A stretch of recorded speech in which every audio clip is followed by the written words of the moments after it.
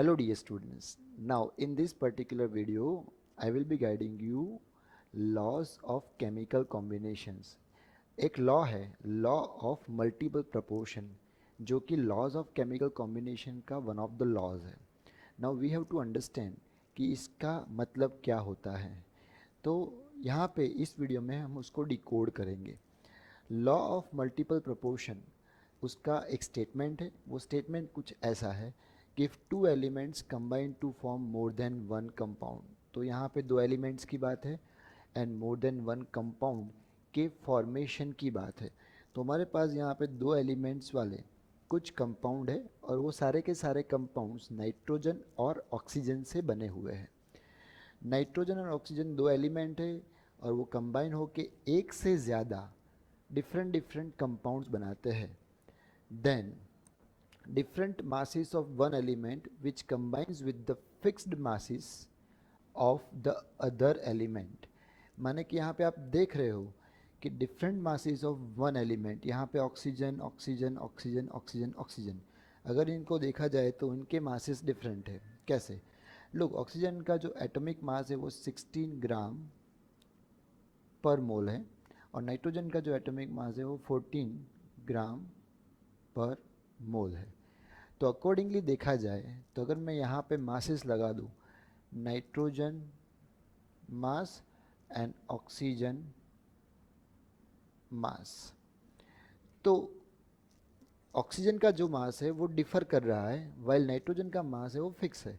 तो यहाँ पे ऐसा ही बताया गया है कि different masses of one element which combine with the fixed masses of other element bear simple ratio to one another. इसका मतलब ये हुआ कि जो ऑक्सीजन का जो डिफरेंट मास है वो रिलेटिवली एक सिंपल रेशियो बना के प्रेजेंट होता है.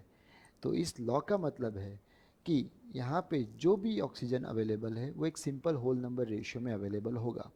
Late us check how.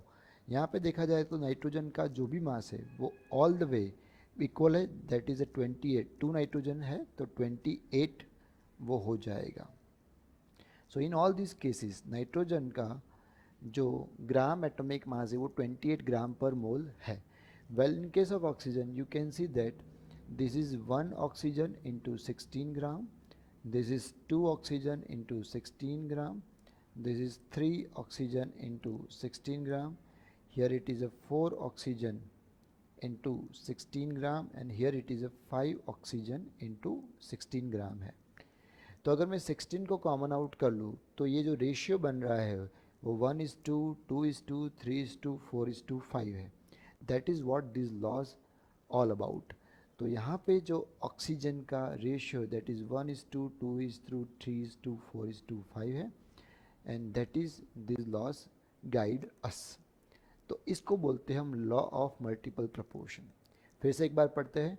If two elements combine to form more than one compound like this, the different masses of one element that combines with the fixed masses of other element have always a presence in a simple whole number ratio.